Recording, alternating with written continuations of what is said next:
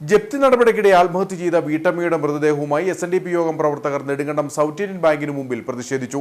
ഷീബയുടെ ആശ്രിതർക്ക് ജോലി നൽകണമെന്നാവശ്യപ്പെട്ടായിരുന്നു സമരം. 22-ന് ഹിയറിംഗ് നിലനിൽക്കെ തിടുക്കപ്പെട്ട ജപ്തി നടപടിയിലേക്ക് നീങ്ങിയത് വ്യക്തമാക്കണമെന്നും നേതാക്കൾ ആവശ്യപ്പെട്ടു. അപകടം നടന്നത് പോലീസിന്റെ തെറ്റായ ഇടപെടൽ മൂലമാണെന്നും ഷീബയെ ആശുപത്രിയിൽ എത്തിക്കാൻ പോലീസ് സഹായിച്ചില്ലെന്നും ആക്ഷേപമുണ്ട്.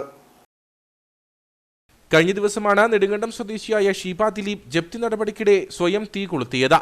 തുടർന്ന് ചികിത്സയിലിരിക്കെ മരിക്കുകയായിരുന്നു. മൃതദേഹം വഹിച്ച ആംബുലൻസുമായി SNDP യൂണിയൻ ബാങ്കിന് മുൻപിൽ പ്രതിഷേധിക്കുകയായിരുന്നു.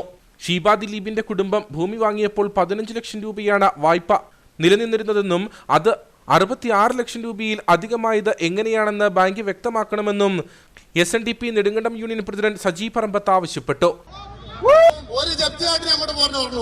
ഒരു സൗത്ത് ഇന്ത്യൻ ബാങ്ക് പോരണ്ട, ഒരു പോലീസ് ഡിപ്പാർട്ട്മെന്റും അവിടെ ജപ്തിയായിട്ട് പറഞ്ഞു. ഞങ്ങൾക്കറിയാം അവിടെ അവരെ സംരക്ഷിക്കാൻ വേണ്ടി.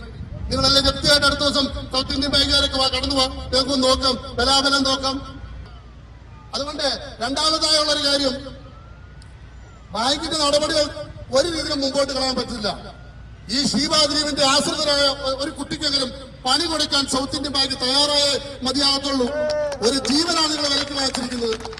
അതല്ലാതെ ഞങ്ങൾ പുറകോട്ട് പോകത്തില്ല. അല്ലെങ്കിൽ ഈ ബാങ്ക് ഇവിടെ സുഗമമായി പ്രവർത്തിക്കാൻ നിങ്ങളുടെ ഇടിവണ്ടി ചിലപ്പോൾ ഡെയിലി ഇട്ടേക്കേണ്ടി വരും.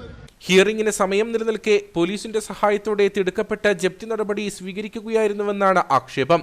പ്രതിഷേധ സമരത്തിന് ശേഷം മൃതദേഹം വീട്ടുവളപ്പിൽ സംസ്കരിച്ചു. വരും ദിവസങ്ങളിലും വിവിധ രാഷ്ട്രീയ സാമുദായിക സംഘടനകളുടെ പ്രതിഷേധ സമരങ്ങൾ നടക്കും.